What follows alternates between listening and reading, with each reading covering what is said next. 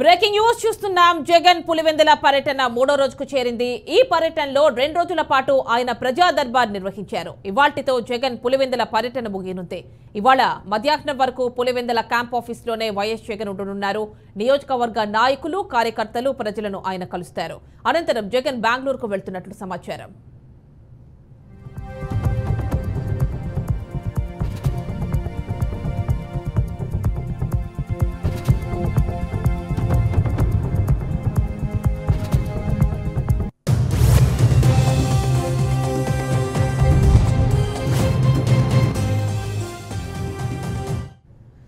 జగన్ పులివెందుల పర్యటన మూడో రోజుకు చేరింది. ఈ పర్యటనలో 2 రోజుల పాటు ఆయన ప్రజా దర్బార్ నిర్వహించారు. ఇవాల్టితో జగన్ పులివెందుల పర్యటన ముగియనుంది.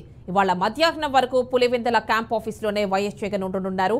నియోజకవర్గ నాయకులు, కార్యకర్తలు, ప్రజలను ఆయన కలుస్తారు. అనంతరం జగన్ బెంగళూరుకు వెళ్తున్నట్లు సమాచారం.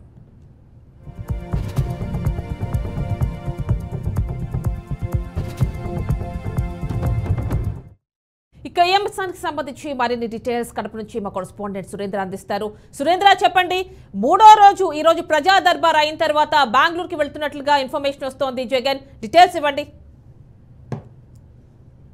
ముఖ్యమంత్రి వైఎస్ జగన్మోహన్ రెడ్డి 3 రోజుల పాటు కడప జిల్లా తన సొంత నియోజకవర్గమైన పులివెందుల నుంచే ప్రజా దర్బార్ నిర్వహించారు. జిల్లాలో ఉన్నటువంటి మాజీ ఎమ్మెల్యేలు అలాగే పార్టీ శ్రేణులు కలిసి సమావేశాలతో పాటు ప్రతి ఒక్కరి దగ్గర నుంచి ప్రజా దర్బార్ ద్వారా వినతులు స్వీకరించారు వైఎస్ జగన్మోహన్ రెడ్డి. అలాగే పార్టీ జరిగినటువంటి ఫలితాల గురించి కూడా ఆరా తీశారు. ఎక్కడెక్కడ తమకున్నటువంటి మైనస్లు ఉన్నాయి, దానిని ప్లస్ చేసుకోవాలి, అలాగే క్యాడర్ కు భరోసా కల్పించారు. మొదటి రోజు నుంచి ఈ రోజు వరకు మాజీ ముఖ్యమంత్రి వైఎస్ జగన్మోహన్ రెడ్డిని కలవడానికి పార్టీ శ్రేణులు అలాగే కార్యకర్తలు రావడంతో పోలీసులు కూడా భద్రత పెంచారు. ఇవాళ మూడో రోజు పర్యటన మధ్యాహ్నం వరకు ప్రజా దర్బార్లో ప్రజల నుంచి వినతులు స్వీకరించడంతో పాటు అక్కడ ఉన్నటువంటి క్యాడర్ కు భరోసా కల్పించి జిల్లా నేతలను చివరిసారిగా మరోసారి కలిసి మధ్యాహ్నం నుంచి బెంగళూరుకు ప్రయాణం అవుతారని పార్టీ వర్గాల ద్వారా తెలుస్తోంది. మరోసారి ప్రజా యాత్ర పేరుతో ఈ నెల చివరి నుంచి కానీ లేదంటే రేపు నెల మొదటి వారం నుంచి మరోసారి యాత్ర కూడా మొదలుపెట్టే అవకాశాలు ఉన్నట్లుగా తెలుస్తోంది. జిల్లాలో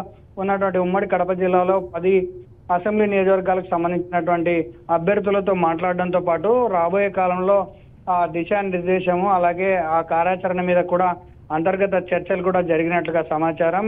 దీన్ని మొత్తంగా చూస్తే కడప జిల్లాలో ఈ 3 రోజులు జరిగినటువంటి పర్యటనలో ఎన్నికల ఫలితాల అనంతరం జరిగిన పరిణామాలు గుర్తు చేసుకోవడంతో పాటు రాబోయే కాలంలో ప్రయాణించే దిశను కూడా ఆ జనాలకు అలాగే పార్టీ క్యాడర్తో చర్చించినట్టుగా సమాచారం తెలుస్తా ఉంది.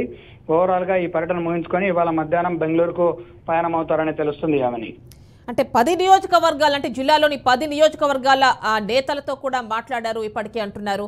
మరి అంటే ఈ మాట్లాడినప్పుడు ఎలాంటి విషయాలు మాట్లాడారు? అంటే ఓటమిని సమీక్షించుకుంటున్నారా ఏమిటి?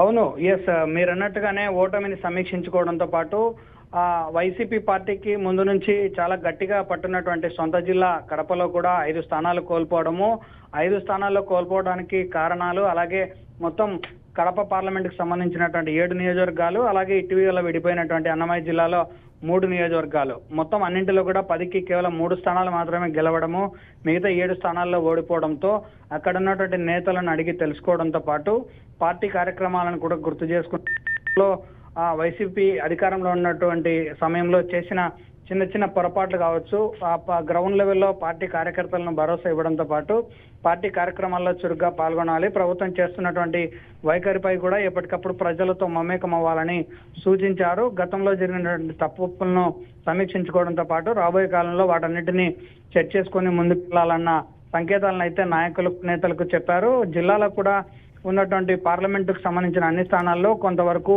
నియోజకవర్గ ఇన్ఛార్జీలను కూడా మార్పులు చేర్పులు చేసే అవకాశాలు ఉన్నట్లు ఆ పార్టీ వర్గాల నుంచి వస్తున్నటువంటి సమాచారం. కాబట్టి తప్పనిసరిగా రాబోయే 2029 టార్గెట్ గా ఇప్పటి నుంచే జగన్ తన వ్యూహాన్ని సెట్ చేసుకొని ముందుకెళ్తున్నారని అర్థం చేసుకోవచ్చు. Right Surendra, thank you.